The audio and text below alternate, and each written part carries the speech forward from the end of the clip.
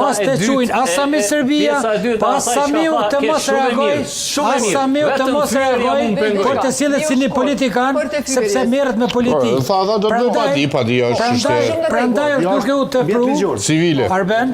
Në fakt nuk e ka pa gjitha të dherën personalisht, po nëse duhet tash me retushuar dhe me kjo, është kënë rregull. Personalisht do të merrem, do të bëj pa ditë. Për një minutë.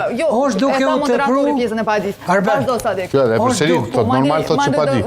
Është duke u tepru, duke u marrë me Samelu Shtokun, sepse pe e din që ai njeri nga lëvizja vetëvendosje që merret me Samelu Shtokun i rriten votat atij. Dhe po befasona me zotin Kurdi, pse ky ka nevojë më marr me Samelu Shtokun. Sa po thu që zoti Kurdi ka nevojë më rrit vota brenda vetëvendosjes. Po befasona me zotin Kurdi. Ndërsa të tjerët po. Ka mos i bjaron këtyn e tjerë po. Ti kemë pas zotin Mehoni deputet. Deputet që nuk e meriton me qenë në kuvendin e Kosovës. Sepse dëshiron me përfitu nga fatkeqësia që i ka ndodhur atij. Dhe ai ka gabuar. Sentimentet nuk janë të përhershme në raport me të njëjtën zhvillim çdo herë.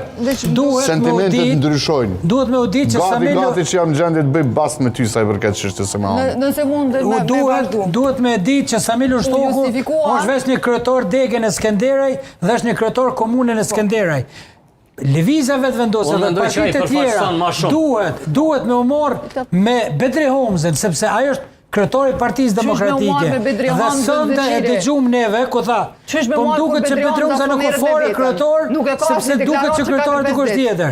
Nuk është mirë me vy liderin e një subjekti politik. Partia Demokratike ka kryetar, Aleonca ka kryetar, LDK-ja ka kryetar, vetëvendosja ka kryetar. Ku Bedri Homza nuk e ka një qëndrim publik 3 ditë për incidentin që ka ndodhur. Jo, të lutem. Fatime, unë jam kundër